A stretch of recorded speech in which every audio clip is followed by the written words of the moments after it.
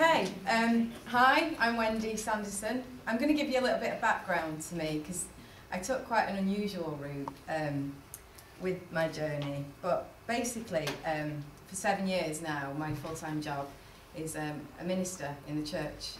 And I obviously work in the church in Wales. And in January, I was appointed the position to carry out the chaplaincy role at a local hostel for young people that are homeless. So obviously a massive issue that's been on my heart is that of self-harm, because it's on the increase. And a real inspiration to me is a lady that actually started the only project in the whole of South Wales called the Amber Project. And she's a real role model of mine because she's a very powerful woman. And she's had dealings with what we call the governing body. So just to give you a bit of background to that, it's almost the equivalent of the political decisions that are made in the assembly, in the church. So the governing body is basically where all the decisions are made. And funnily enough, ironically, the similarity is that it's very male, very middle class. And yeah, so obviously that's the sort of thing I really would have liked to have role modelled, is someone that sits on the governing body. The two people that I knew of, they were tied up, they were very busy, so I couldn't get them. So when life gives you lemons, you make lemonade. And I thought, okay, I will work with a woman that's an inspirational woman to me, Carol Stock, and I role shadowed a part of the Amber Project, which is carried out by Theatre Forum. It's drama that they work with the young people. And Carol also mentored me through the whole process, and because she knows me quite well, she knows that, how to push my buttons, really. So I'm just going to go through the presentation and talk about a little bit. I talked a little bit about the Amber Project, what I learned from the mentoring experience, what I felt I achieved, and what I did as a result of my experiences. Because I always remember Paula saying on the first course about being in a lift, and you go with 3 things. You break their heart. And once you've broken their heart, you address the issue, but you also go with a list of demands. There's always got to be that, right, what do we do next? So that's the mentoring scheme. And then also I'm just going to talk a bit about the Theatre Forum work and what I learned from the role shadowing, what I felt I achieved, and what I did as a result of that experience. The Amber Project. They work with 16 to 25-year-olds, and obviously a lot of my research in my portfolio is about the whole issue of self-harm. And something that I looked at was, travelling through the ages, the role of how a role of women has changed in general, and the increase in self-harm and how that correlates. Because one of the statistics that researchers found is that obviously the self-harm is on the increase, but it's still very much a female coping mechanism. So the Amber Project does deal with both male and female, but still has got is very much a dominated female issue. And that's just a definition of the Amber Project. That sometimes it's quite useful. A lot of the issues that they deal with, these doctors and nurses, when the young people turn up in casualty, they think it's a suicide attempt, but it's not really. It just says the most common form of self-harm is skin cutting, but self-harm also covers a wide range of behaviours, including burning, scratching, banging or hitting body parts, interfering with wound healing, hair pulling, and the ingestion of toxic substances or objects. That's just a bit about what the young people were actually working with in the role of role shadowing. I won't go into the project too much. I just want to talk about the positives of the mentoring that I felt. I felt it was really positive because I was able to get advice from somebody that had more information than me, and the guidance role that they could offer was really important.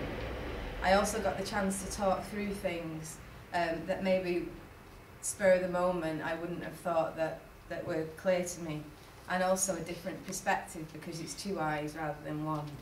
The negatives were that sometimes I felt it conflicted with my thinking and the way I would want to do something. And it also, as I said, was very uncomfortable to be challenged and pushed, especially when someone knows your buttons. So those are the negatives. So, what did I get out of it as a result? I got a phone call the other day. A wise person once said to me, the definition of courage is not to not feel fear. The definition of courage is to feel fear and do it anyway.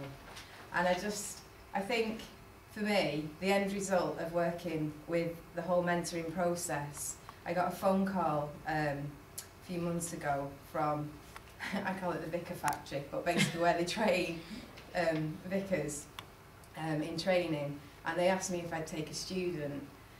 And the whole mentoring experience has taught me a lot about what it means to be mentored. And so I've said yes. I'm going to feel the fear and do it anyway, because it is quite scary. I don't feel equipped, but then I never will probably until I do it. So, so my end result is that actually I've decided to take a student on, and hopefully my experience of mentoring will then pass on.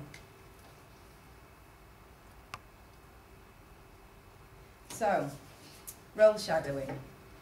I role shadow Theatre Forum, which is a drama group that work with young people to express themselves in drama rather than the forms of self-harm. And the positives of role shadowing, I felt, were to actually see somebody in action, to actually see how they would deal with things.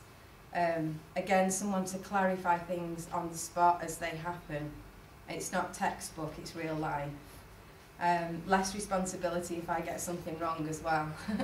It's kind of, in the position I've been accountable and answerable to what I've done for 7 years, and it was quite nice to be a bit of a student again. And yeah, when I was a bit shaky and I wasn't sure, it was quite nice not to have that responsibility, and I could get things wrong. Luckily I did have a positive worker that was role shadowing.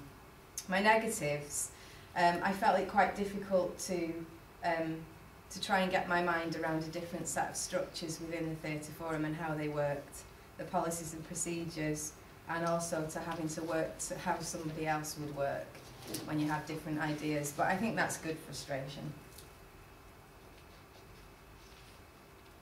Okay, the end result of that. I talked about the governing body. This is like a really important thing for me to know about, because they are the decision makers within the church. And before Christmas, I received a letter.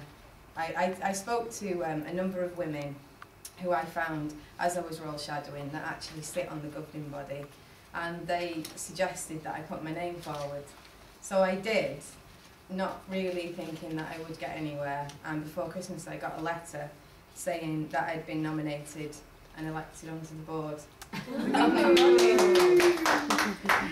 And then they sent me the paperwork that I've got to read. So I'm really excited about that, because it is a very male, middle-class dominated world that I work in the ministry in the church, and as a 33-year-old female working class, I do feel like I stick out like a sore thumb, but I'm gonna again feel the fear and do it anyway. And also working with projects like the Amber Project and the young people that I work with, hopefully the church will really start to do what it's there to do, and that is to support people, and the decision makers will show them. Oh, and by the way, it's chaired by a face that you might recognise. Archbishop of Wales. I just wanted to end with a quote that gets me quite emotional, and I just feel that it sums up everything that this course has done for me. And I hope that it speaks to you as well. It was used in a speech by Nelson Mandela, and it's just a quote that I absolutely love and would love to have it tattooed onto my face. Our deepest fear is not that we are inadequate. Our deepest fear is that we are powerful beyond measure. It's our light, not our darkness, that most frightens us. We ask ourselves, who am I to be brilliant, gorgeous, talented and fabulous? Actually, who are you not to be? You're a child of God. Your playing small doesn't serve the world. There's nothing enlightened about shrinking so that other people won't feel insecure around you. We're all meant to shine as children do. We're born to make manifest the glory of God that is within us. It's not just in some of us, it's in everyone. And as we let our own light shine, we unconsciously give other people permission to do the same.